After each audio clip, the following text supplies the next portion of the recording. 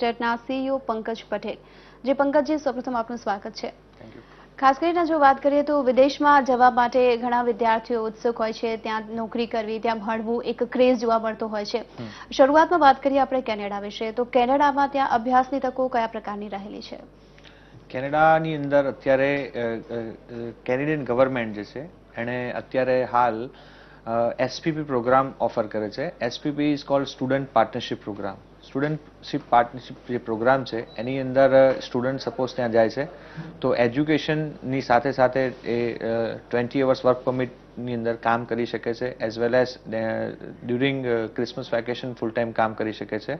અને after completion of education suppose એણે 1 વર્ષનો કોર્સ સિલેક્ટ કર્યો છે તો એ 1 વર્ષની વર્ક પરમિટ મળે છે. અને સપોઝ 2 યર્સનો કોર્સ સિલેક્ટ કરે છે તો એને 3 યર્સની ઓપન પરમિટ મળે છે.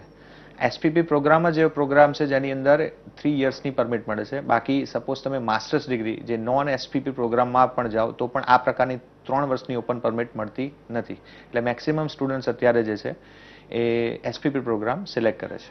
ચોક્કસથી. તો આ જે પ્રોગ્રામ સિલેક્ટ કરે છે એસપીપી વિઝા માટે, તો આ પ્રકારની જે વિઝાની પ્રોસેસ હોય છે કઈ રીતે કરી શકાય છે અને કયા પ્રકારની પ્રોસેસ છે?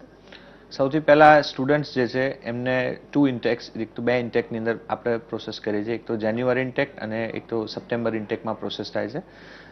IELTS is a mandatory part. IELTSમાં સ્ટુડન્ટ્સે 6 બેન્ડ ઓવરઓલ મિનિમમ લાવવા પડે છે અને જોડે જોડે એડમિશન પ્રોસેસ થતી હોય છે. એડમિશન IELTS રિઝલ્ટ આવી ગયા પછી જ થતું હોય છે.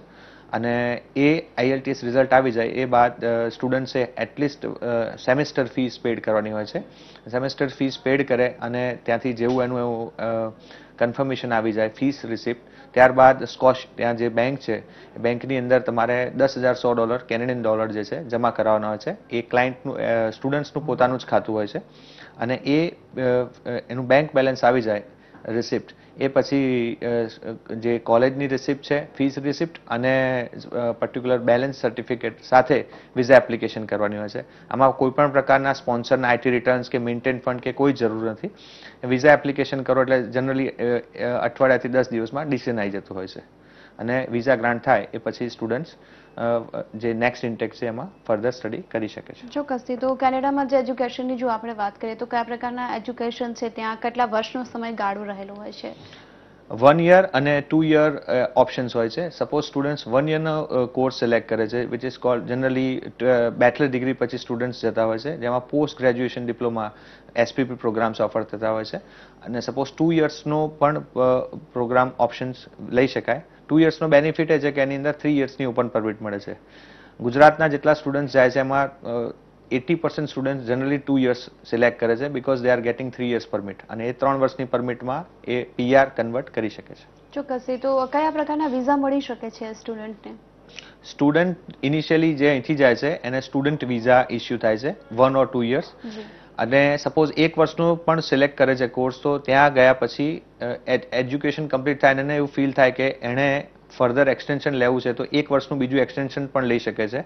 અને સ્ટુડન્ટ વિઝા કમ્પ્લીટ થાય પછી એને 1 યર ઓર 3 યર્સની ઓપન પરમિટ મળે છે અને ઓપન વર્ક પરમિટ થાય પછી એનું PRમાં ટ્રાન્સફર થતું હોય છે. ચોક્કસથી. તો ત્યાં જે પોતાનું આખું એજ્યુકેશન પૂર્ણ કરી અને પછી જ્યારે એને સિટીઝનશીપ જોઈતી હોય તો ક્યારે મળી શકે છે, કેટલા વર્ષના સમયગાળામાં? સિટીઝનશીપ જે છે એ પરમનન્ટ રેસિડન્સ વિઝા ઉપર 4 યર્સ તમે રહો પછી તમને સિટીઝનશીપ મળતી હોય છે. ચોક્કસ. આપણી સાથે એક દર્શક મિત્ર હાલ જોડાઈ ગયા છે.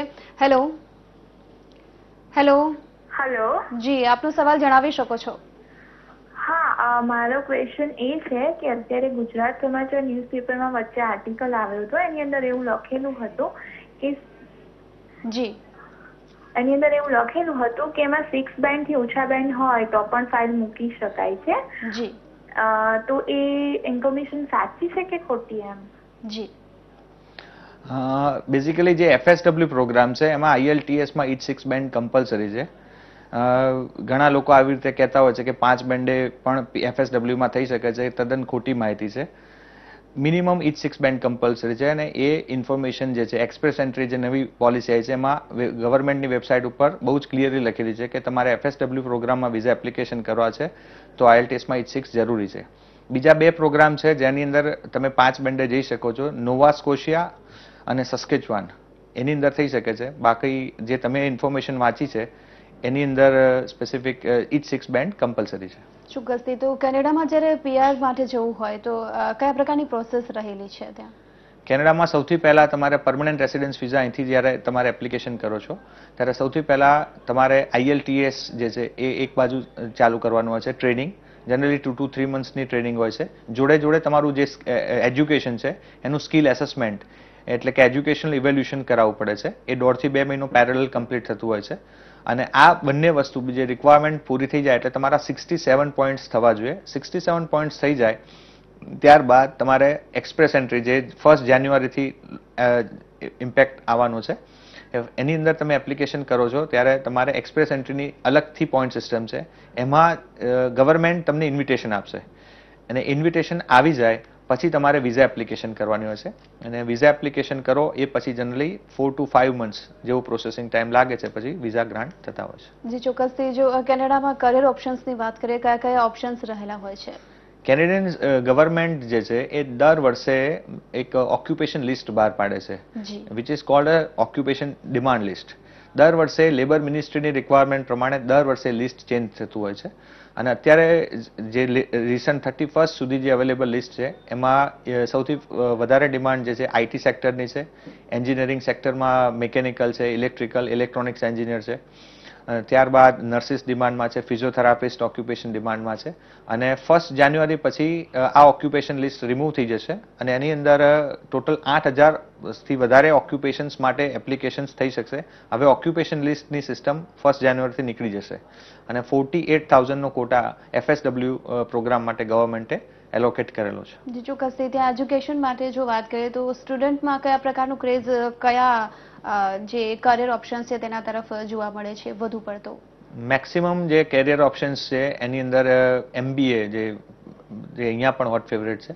After completion of education MBA business, marketing, ફાઇનાન્સની અંદર સ્ટુડન્ટ્સ જતા હોય છે. ત્યારબાદ સેકન્ડ જે ઓપ્શન્સ છે એ પર્ટિક્યુલરલી IT સેક્ટર્સમાં જતા હોય છે કારણ કે છેલ્લા 17 વર્ષથી અમે વસ્તુ માર્ક કરી છે કે IT સેક્ટર હંમેશા ડિમાન્ડમાં જ રહેલું છે અને થર્ડ સેક્ટર જે છે દેટ ઇઝ એન્જિનિયરિંગ. એટલે જે BE કમ્પ્લીટ કરતા હોય છે સ્ટુડન્ટ્સ એ લોકો સ્પેશિયલાઇઝેશન્સ માટે રોબોટિક્સ છે એ બધા પ્રોગ્રામ્સ જનરલી સિલેક્ટ કરતા હોય છે. જી ચોક્કસથી. આપણી સાથે હાલ એક દર્શક મિત્ર જોડાઈ ગયા છે. Hello hello. જી આપનો સવાલ જણાવી શકો છો. હા, હું વિનોદ બોલું છું આણંદથી. જી. LMO લેટર ત્યાંથી આપણે ઓફર કરીએ કેનેડા માટે. જી. ટાઈમ પ્રોસેસ લાગે એના માટે જાણવું છે અને LMO લેટર કેનેડા PR માટે પોસિબલ છે કે નહીં? બ્રિટિશ કોલંબિયા માટે અમે અપ્લાય કરીએ છીએ એટલા માટે. બેઝિકલી LMO જે લેટર છે એ લાવવો બહુ જ ડિફિકલ્ટ પ્રોસેસ છે કારણ કે કોઈ પણ જે છે અત્યારે જે સિસ્ટમ છે એને કહેવાય છે labour market impact assessment process કહેવાય. એ એસેસમેન્ટમાં એવું પ્રૂવ કરવું પડે ત્યાંના જે એમ્પ્લોયરે કે આ ટાઈપની ફિલ્ડનો માણસ વિધિન સિટી અવેલેબલ નથી અને ત્યાં લોકલી 3 એડવર્ટાઇઝમેન્ટ આપવી પડે અને એ એડવર્ટાઇઝમેન્ટ આપ્યા પછી ત્યાંના લોકલ જેટલા પણ એના ઇન્ટરવ્યૂઝ થાય છે એમાં એ લોકોને રિજેક્ટ થાય પછી આ એપ્લિકેશન્સ જે છે એ એપ્રૂવ થતી હોય છે કે ત્યાંની પર્ટિક્યુલર ગવર્મેન્ટને કોઈ ઓબ્જેક્શન નથી ફોરેનથી સ્કિલ્સ આવે તો. એટલે આ ટાઈપના જે LMO જો ઓફર હોય છે બને ત્યાં સુધી તમારે પડવું જોઈએ નહીં. જી ચોક્કસથી. વધુ એક દર્શક મિત્ર હાલ આપણી સાથે જોડાઈ ગયા છે. Hello hello. જી આપનો સવાલ જણાવી શકો છો. જી મારો સવાલ એ છે કે મેં હમણાં કરંટ યરમાં નોવા સ્કોશિયામાં મેં ફાઇલ મૂકેલી છે. જી. તો હવે પછી એમણે એવું કીધું હતું કે આ ફાઇલ જો તમારી રિજેક્ટ થાય તો તમે ફરીથી એની એ ફાઇલ ફરીથી મૂકી શકો છો. તો એના માટે મારે ફરીથી એક્સપ્રેસ એન્ટ્રીમાં મૂકવી પડશે કે અત્યારે જે કરંટ મતલબ પ્રોસિજર છે એ પ્રમાણે મૂકવી પડશે? જો તમે વેબસાઇટ જોતા હોય novascotiaimmigration.com ઉપર તમે જોશો તો જાન્યુઆરીની અંદર એ જે ઓક્યુપેશન છે જેમાં તમે ફાઇલ મૂકી હતી એ હવે એનું નવું નામ છે Nova સ્કોશિયા demand. That is a new category. A 1 January open થશે અને એ થશે ઓપન પછી તમારે સૌથી પહેલા નોવા સ્કોશિયા ગવર્મેન્ટમાં એપ્લિકેશન કરવાની રહેશે. નોવા સ્કોશિયા ગવર્મેન્ટ જ્યારે તમને સ્ટેટ સ્પોન્સરશિપ આપશે એ પછી તમારે એક્સપ્રેસ એન્ટ્રીમાં એપ્લિકેશન કરવાની રહેશે જેના તમને 600 પોઈન્ટ્સ મળશે આ જે પર્ટિક્યુલર તમને સ્પોન્સરશિપ મળે છે એના. અને જે એક્સપ્રેસ એન્ટ્રીના બીજા પોઈન્ટ છે એમાં 300 જેવા 300 થી 350 પોઈન્ટ તમારા પોતાના એજ, એજ્યુકેશન, IELTS, સ્પાઉસના IELTS એ બધા થઈને જ્યારે તમે મૂકશો અને એક્સપ્રેસ એન્ટ્રીમાંથી ત્યાં પર્ટિક્યુલરલી ઓનલાઈન તમને ઇન્વિટેશન આવશે. એ ઇન્વિટેશન આવે પછી તમે વિઝાની ફાઇલ મૂકી શકશો. જે ચોક્કસથી આપણે ચર્ચા આગળ પણ યથાવત રાખીશું. દર્શક મિત્રો, આગળ વાત કરીશું આપણે ન્યુઝીલેન્ડ વિશે. રોકાઈશું હાલ એક વિરામ માટે.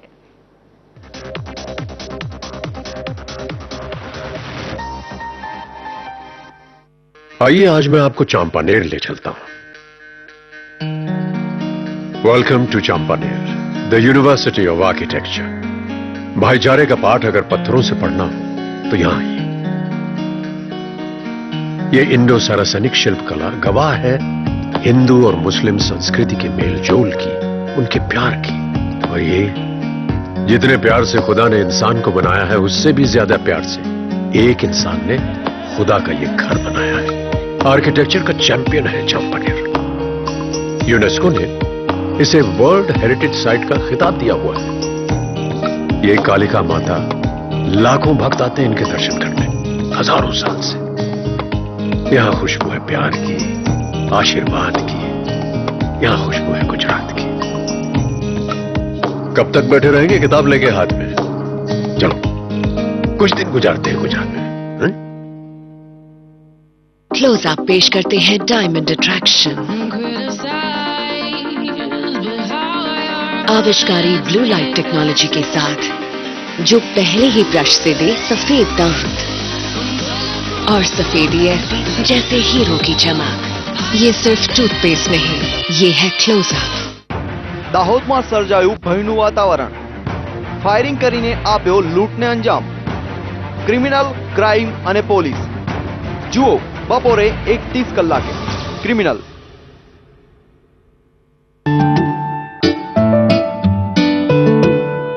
આ શિયાળામાં પેસ થઈ ગયો છે વધુ મોટો.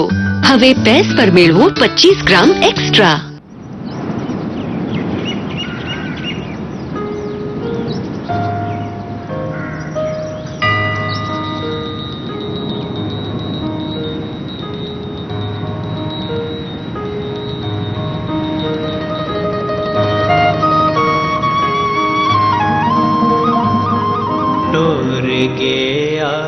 मुंशी अल्लाह पै गया बिछोड़ा.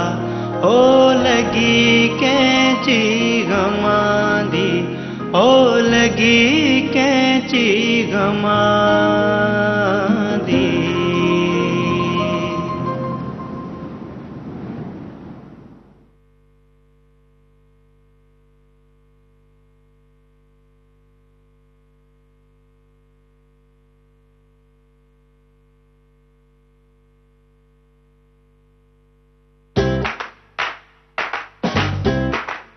તમારા ચહેરા પર સ્માઇલ જોવા અમે કાંઈ પણ કરશું.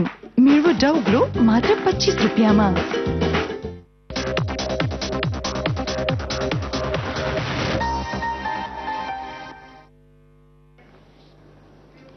વિરામ બાદ આપનું સ્વાગત છે. આપણે વાત કરી રહ્યા છીએ ઇમિગ્રેશન અને સ્ટુડન્ટ વિઝા વિશે. તો આપણી સાથે ઉપસ્થિત છે હાલ કેન કન્સલ્ટન્ટ્સના CEO પંકજ પટેલ.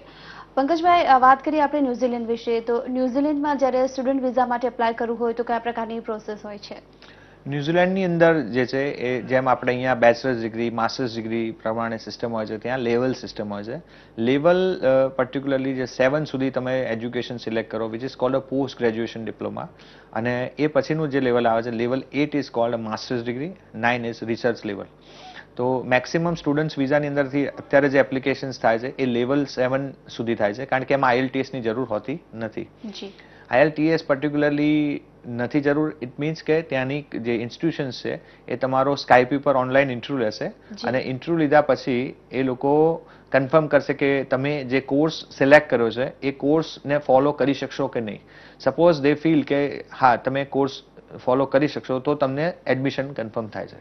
જી ચોક્કસ. આપણી સાથે હાલ એક દર્શક મિત્ર જોડાઈ ગયા છે. હેલો. હેલો. જી, આપનો સવાલ જણાવી શકો છો. હા મેડમ, મારો બ્રધર છે. જી. એમાં એવું છે કે અત્યારે બીકોમ કર્યું ને PGDCA કરેલું છે. જી. અને એમાં એવું છે કે અત્યારે IELTS ચાલુ છે. બે ઇન્ટેક ની અંદર જવાનું તો કયા કોર્સ લેવો આગળ પડે? પીજીડીસીએ કરેલું છે. ઓકે, ન્યુઝીલેન્ડ માટે આપનો પ્રશ્ન છે. હેલો જી. ન્યુઝીલેન્ડની અંદર જે છે એક શોર્ટેજ, એકદમ શોર્ટ ઓક્યુપેશન લિસ્ટ અને લોંગર ડિમાન્ડ ઓક્યુપેશન લિસ્ટ, બે પ્રકારના ઓક્યુપેશન લિસ્ટ હોય છે. એટલે સપોઝ આઈટી સેક્ટરમાં ઓલરેડી ભણી રહ્યા છો તો further post graduation diploma in આઈટીમાં તમે જઈ શકો છો, કારણ કે એ જે ઓક્યુપેશન છે પર્ટિક્યુલરલી એ શોર્ટ અને લોંગર બંને ઓક્યુપેશન લિસ્ટમાં ડિમાન્ડમાં જ ઓલરેડી છે. અને એજ્યુકેશન તમારું કમ્પ્લીટ થશે એ પછી 1 વર્ષની જોબ સર્ચ વિઝા મળશે. એ દરમિયાન તમારા જે બ્રધર છે એમણે એ જ ફિલ્ડની જોબ ઓફર લેવી પડશે. તો એ બાદ એ 1 વર્ષની વર્ક પરમિટની અંદર પરમનન્ટ રેસિડન્સની વિઝા એપ્લિકેશન કરી શકશે. જી ચોક્કસથી. વધુ એક દર્શક મિત્ર આપણી સાથે જોડાઈ ગયા છે વડોદરાથી. હેલો. હેલો જી, મૌલિક પટેલ બોલું છું. જી, આપનો સવાલ જણાવી શકો છો. જી, મેં ડિપ્લોમા મિકેનિકલ કરેલું છે, તો મારું FSW માં કન્સિડર થશે કે FSTP માં કન્સિડર થશે? FSW જે છે એ 67 પોઈન્ટ પોલિસી છે, જેની અંદર તમારે કોઈ પણ પ્રકારની જોબ ઓફરની જરૂર નથી, એટલે તમારું એની અંદર કન્સિડર થશે. FSTP જે સ્કીમ છે એની અંદર કમ્પલસરી તમારે જોબ ઓફર જોઈએ ત્યાંના કોઈક લોકલ એમ્પ્લોયરની. હમણાં જે આપણે વાત કરી કે પર્ટિક્યુલરલી ત્યાંથી જોબ ઓફર LMO લાવવો પડે, વિચ ઇઝ ટુ ડિફિકલ્ટ. એટલે તમારે એપ્લિકેશન જે છે FSW માં કરવાની. જી ચોક્કસથી. ખાસ કરીને જે એક પોઈન્ટ સિસ્ટમ હોય છે અને તેમાં લોકો ગુંચવાઈ જતા હોય છે, તો જે પોઈન્ટ સિસ્ટમ હોય તો કેલ્ક્યુલેટ કઈ રીતે થાય છે અને કઈ રીતે પછી વિઝાને આગળ પ્રોસેસ વધે છે?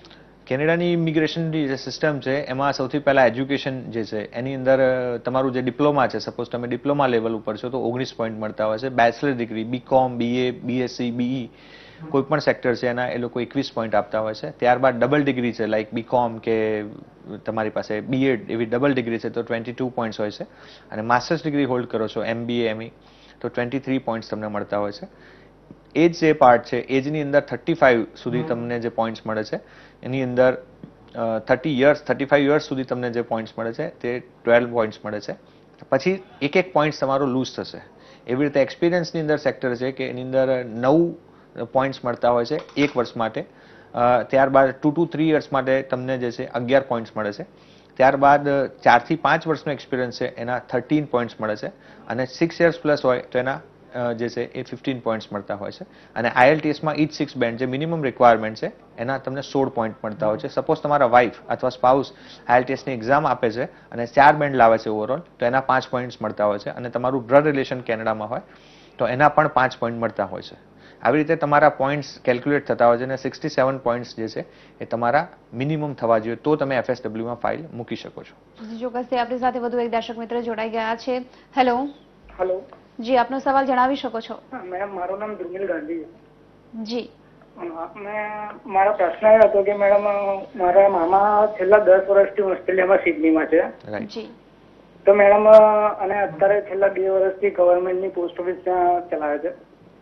તો મેડમ મારે ત્યાં વર્ક પરમિટ માટે જવું હોય તો એના માટે શું કરવાનું છે પ્રોસેસમાં?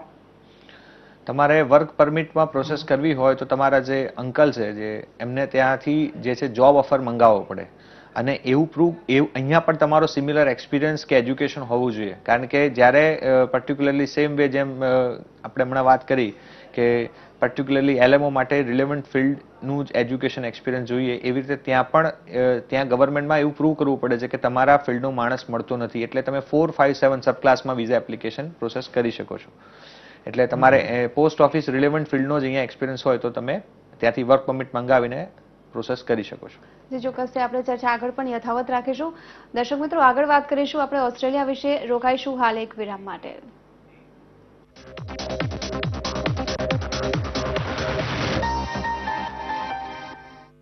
इतना पोल्यूशन और हीट रिजल्ट अनहेल्दी स्कैल्प और रूखे बाल, इसलिए अब मुझे चाहिए हेयर स्पा घर पर।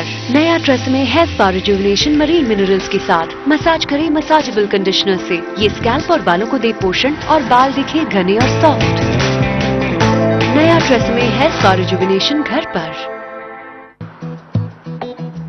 गुजरात में हर साल करोड़ों टूरिस्ट आते हैं अपने आप उड़कर।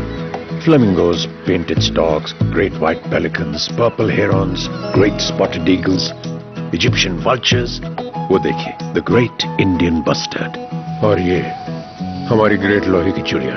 गुजरात वो घोंसला है जहां दुनिया भर के पंछी आकर अपना घर बसाते हैं। आखिर ऐसा क्या है यहाँ? जीव दया। नॉट ओनली फॉर दिस भैया बट फॉर ऑल। ये बेजुबान पंछी खूब समझते हैं प्यार की ये भाषा। अगर आप किसी फ्लामिंगो से पूछेंगे कि भैया आप हो कहां के, तो वो मुस्कुरा के बोलेगा खिजड़िया के। If it's a चिड़िया, you'll find it in Khijadiya. यहाँ खुशबू है खुले आसमान की, एक आजाद उड़ान की। यहाँ खुशबू है गुजरात की। फुदक के आ जाओ अपने घोंसले के साथ में। अरे कुछ दिन तो गुजारो गुजरात में। नोखी अनोखी रसोई शो હવે નોખા અનોખા સ્વરૂપે સાસુ વહુ કરશે કોમ્પિટિશન। પત્નીની વાનગીને મળશે પતિનું પ્રમાણપત્ર, તો સાસુની રસોઈને મળશે સસરાનું સર્ટિફિકેટ।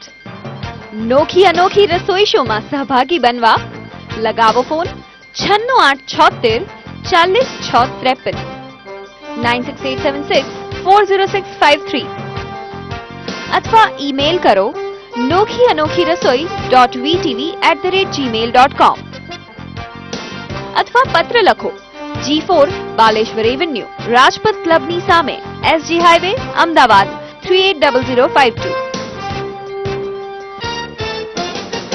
નોખી અનોખી રસોઈ।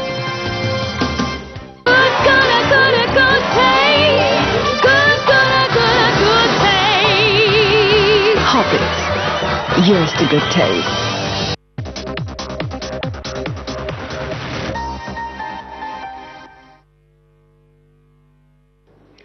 વિરામ બાદ આપનું સ્વાગત છે। આપણે વાત કરી રહ્યા છીએ ઇમિગ્રેશન અને સ્ટુડન્ટ વિઝા વિશે। ખાસ કરીને આપણી સાથે ઉપસ્થિત છે હાલ કેન કન્સલ્ટન્ટના CEO પંકજ પટેલ।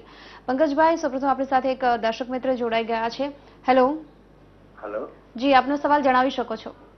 હા, મારું નામ પ્રજ્ઞેશ છે અને મેં બીકોમ કરેલું છે અને હું 24 વર્ષનો છું। એટલે હવે મારે કેનેડામાં FSW સ્કીમમાં મૂકવું હોય તો શું પ્રોસેસ છે? આપનો એક્સપિરિયન્સ કેટલા વર્ષનો છે? હેલો હા જી, આપનો એક્સપિરિયન્સ કેટલા વર્ષનો છે? 4 વર્ષનો। ઓકે, તો એ કેસમાં તમારે પ્રોસેસ કરવી હોય તો સૌથી પહેલા જે વાત થઈ હમણાં પ્રમાણે કે સૌથી પહેલા સ્કિલ એસેસમેન્ટ કરાવવું પડશે, વેસ જેને કહેવાય, એજ્યુકેશનલ ઇવેલ્યુશન। સેકન્ડ, તમારે IELTS ની એક્ઝામ આપવી પડશે અને IELTS ની એક્ઝામમાં જે પોઈન્ટ સિસ્ટમ તમને સમજાય એ પ્રમાણે એટલીસ્ટ each 6 બેન્ડ તમારે મિનિમમ સ્કોર કરવાનો રહેશે અને એ સ્કોર થઈ જાય એ પછી એક્સપ્રેસ એન્ટ્રીમાં એપ્લિકેશન કરવાની રહેશે, જેની રેન્કિંગ સિસ્ટમ છે। જેના હાઈએસ્ટ રેન્ક હશે એ લોકોને પર્ટિક્યુલર ત્યાંની ગવર્મેન્ટ ઇન્વિટેશન આપશે અને ઇન્વિટેશન્સ આપ્યા બાદ તમે વિઝા એપ્લિકેશન FSW-માં કરી શકો છો। ચોક્કસથી વધુ એક દર્શક મિત્ર આપણી સાથે હાલ જોડાઈ ગયા છે। હેલો જી, આપનો સવાલ જણાવી શકો છો? હા મેડમ, મેં પ્લાસ્ટિક એન્જિનિયરિંગ કરેલું છે, M.Tech ઇન પ્લાસ્ટિક એન્જિનિયરિંગ અને MSc ઇન ફિઝિક્સ કરેલું છે અને મારે કેનેડામાં એક્સપ્રેસ એન્ટ્રીમાં ઇન્ટરેસ્ટ હતો, તો એના વિશે મારે માહિતી મેળવી હતી કે કેવી રીતે મારા માટે ઓપોર્ચ્યુનિટી રહેશે કે નહીં એમાં। એક તો જે હમણાં આપણે વાત થઈ પ્રમાણે કે હવે કોઈ ઓક્યુપેશન લિસ્ટ રહેતું નથી। હવે 8000 સરપ્લસ ઓક્યુપેશનમાંથી વિઝા એપ્લિકેશન થઈ જાય છે। હવે જે 50 ઓક્યુપેશન લિસ્ટ હતું એ 31st થી નીકળી જશે, એટલે પ્લાસ્ટિક જે એન્જિનિયરિંગ તમે ફિલ્ડ જે છે તમારું એ બેઝિસ ઉપર પણ તમે જે 8000 ઓક્યુપેશન છે એમાં તમે આવો છો એટલે વિઝા એપ્લિકેશન તમે કરી શકો છો। અને સેમ વે જે આ પહેલાનો જે ક્વેશ્ચન હતો એ પ્રમાણે એસેસમેન્ટ, IELTS ની એક્ઝામ અને એક્સપ્રેસ એન્ટ્રી બાદ વિઝા એપ્લિકેશન થઈ શકશે। ચોક્કસ, ખાસ કરીને જો વાત કરીએ તો અહીંયાથી જ્યારે સ્ટુડન્ટ પોતાનું એજ્યુકેશન પૂર્ણ કરી અને ઓસ્ટ્રેલિયામાં જ્યારે PR વિઝા માટે એપ્લાય કરતો હોય છે તો એપ્લાય કરતી વખતે ત્યારબાદ જે પ્રોસેસ ફરી જતી હોય છે, બદલી જતી હોય છે, તો તેના કારણે મુશ્કેલીઓનો સામનો કરવો પડતો હોય છે, તો શા માટે આવું બનતું હોય છે? ઓસ્ટ્રેલિયન ગવર્મેન્ટ જે છે એ દર વર્ષે એનું ઓક્યુપેશન લિસ્ટ ચેન્જ કરતી હોય છે। હવે સ્ટુડન્ટ્સ જ્યારે એજ્યુકેશન વિઝા ઉપર અહીંયાથી સિલેક્ટ કરે છે કોર્સ, એ વખતે એ જોતો હોય છે કે ઓક્યુપેશન ડિમાન્ડમાં છે। ત્યાં બે પ્રકારના ઓક્યુપેશન લિસ્ટ હોય છે, એક SOL સ્કિલ ઓક્યુપેશન લિસ્ટ કહેવાય અને બીજું CSOL લિસ્ટ હોય છે જે સ્ટેટ સ્પોન્સરશિપ મળતી હોય છે। હવે સ્ટુડન્ટ્સ અહીંથી એજ્યુકેશન કમ્પ્લીટ કરીને જ્યારે ત્યાં PR ની ફાઇલ મૂકવા જાય છે ત્યારે જનરલી એવું ઓબ્ઝર્વ કરવામાં આવે છે કે એનું ઓક્યુપેશન ડિમાન્ડ લિસ્ટમાંથી નામ રિમૂવ થઈ જતું હોય છે અને એ ફોર્સફુલી એને IELTS માં each 7 બેન્ડ જે મિનિમમ રિક્વાયરમેન્ટ છે લાવવી પડતી હોય છે। એ નથી આવતા એ કારણે જ્યારે પર્ટિક્યુલર CSOL લિસ્ટમાં જોવે છે તો CSOLમાં પણ આ જ પ્રોબ્લેમ થતા હોય છે કે એ લોકોને સ્ટેટ સ્પોન્સરશિપ મળતી નથી. એટલે either he has to come back અથવા 30 થી 40 લાખનો ખર્ચો કરીને એને 4, 5, 7 સબ ક્લાસમાં ત્યાં લોયર એપોઇન્ટ કરવો પડે છે અને એના જ ફિલ્ડની એમ્પ્લોયમેન્ટ શોધી અને વર્ક વિઝા ઉપર એમને રહેવું પડતું હોય છે. જી ચોક્કસથી આપણી સાથે વધુ એક દર્શક મિત્ર જોડાઈ ગયા છે. હેલો હેલો હેલો હેલો જી આપનો સવાલ જણાવી શકો છો. હેલો જી આપનો સવાલ જણાવી શકો છો. હેલો જી જી ખાસ જી વધુ એક દર્શક મિત્ર આપણી સાથે જોડાઈ ગયા છે. હેલો હેલો હા, મારે એક પ્રશ્ન તો કેનેડા. જી જી જણાવી શકો છો આપનો સવાલ. હા, એટલે એમાં એવું હતું કે થાય. જી ફરી વખત જણાવશો આપનો સવાલ. હેલો જી ફરીવાર જણાવશો. હેલો હા, ક્યુબેક એલએમાં એનો હતો જનરલ ફાર્મ વર્કર. જી નથી ક્વેશ્ચન સમજાઈ રહ્યો શું કહી રહ્યા છે. ખાસ કરીને જો વાત કરીએ સ્ટુડન્ટ વિઝામાં કયા સેક્ટરમાં ફાયદો થઈ શકે તેમ છે સ્ટુડન્ટને. સ્ટુડન્ટ વિઝાની અંદર પર્ટિક્યુલરલી જે એન્જિનિયરિંગ સેક્ટર્સની અંદર જે સ્ટુડન્ટ્સ અત્યારે જઈ રહ્યા છે એ લોકો એ નોર્થ પાર્ટની અંદર તમને ઇન્ટરેસ્ટ હોય તો નોર્થ કેનેડાની અંદર અત્યારે સૌથી વધારે ઓઇલ અને ગેસ સેક્ટરની સૌથી વધારે ડિમાન્ડ છે. જે અત્યારની ઇકોનોમી છે હવે દરેક કન્ટ્રીઝ જે છે પોતે ઓઇલ અને ગેસ પોતે હવે પ્રોડ્યુસ કરતા થઈ ગયા છે. તો મેક્સિમમ એન્જિનિયરિંગ સેક્ટર્સમાં જે લોકો જાય છે they should go for the petroleum engineering or mechanical engineering or oil exploration related courses. અને otherwise commerce field જો તમે સિલેક્ટ કરો છો તો then you should think for marketing which is in occupation demand. અને એ પછીનો જે પાર્ટ આવે છે that is IT sector. સૌથી વધારે IT સેક્ટરનો પણ ડિમાન્ડ છે અત્યારે. ચોક્કસથી તમે અમારી સાથે જોડાયા દર્શક મિત્રોને માહિતી આપી બદલ આપનો ખૂબ ખૂબ આભાર. Thank you. દર્શક મિત્રો હાલ તો કરિયર ગુરુમાં અત્યારે બસ આટલું. ફરી મળીશું નવા વિષય સાથે. ત્યાં સુધી આપ જોતા રહો VTV. નમસ્કાર.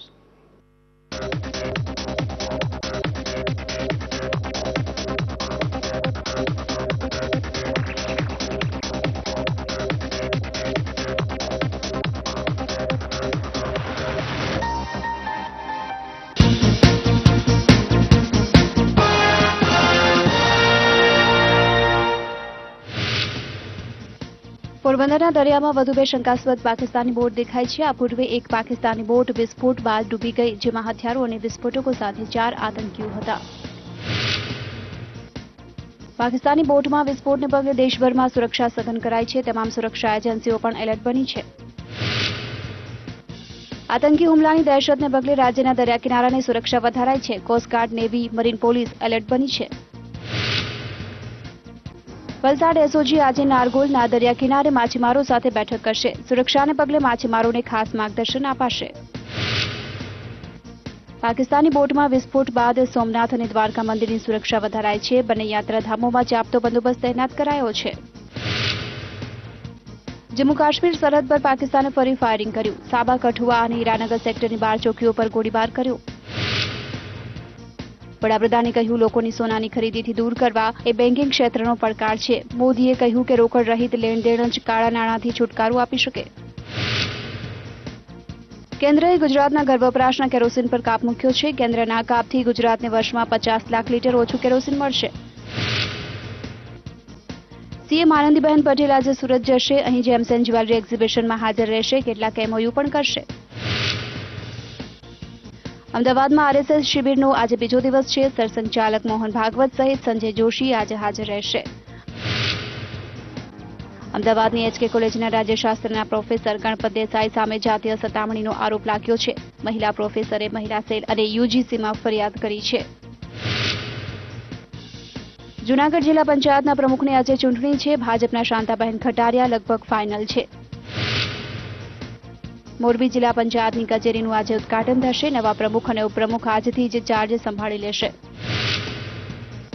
બોટાદ જિલ્લા પંચાયતના પ્રમુખ તરીકે મીનાબહેન રાણપુરા બિનહરીફ ચૂંટાયા છે. આજે ઉપપ્રમુખ પદ માટે ચૂંટણી થશે. દેવભૂમિ દ્વારકા જિલ્લા પંચાયતના પ્રમુખ અને ઉપપ્રમુખ માટે આજે ચૂંટણી થશે. પરિણામોને લઈ સૌ કોઈ ઉત્સુક છે. અરવલ્લી જિલ્લા પંચાયતની પણ આજે ચૂંટણી છે. પરિણામોને લઈ મોડાસા સહિત સમગ્ર જિલ્લામાં ભારે ઉત્સુકતા છે. જામનગરના લાલપુરમાં ખેડૂતો રસ્તા રોકો આંદોલન કરશે. કપાસના ભાવ અને ખેડૂતોને મારનો વિરોધ કરશે. વડોદરામાં પતંગના દોરાથી કડું કપાઈ જતા 5 વર્ષના બાળકનું મૃત્યુ થયું છે. આ ઘટના બાદ ચાઇનીઝ દોરાનું વેચાણ કરતા વેપારીઓ સામે પગલાંની માંગ ઉઠી છે. સરસંઘચાલક મોહન ભાગવતે સાળંગપુર મંદિરે પ્રમુખ સ્વામીના દર્શન કર્યા. ભાગવતે બાપાના સ્વાસ્થ્યની પૃચ્છા કરી.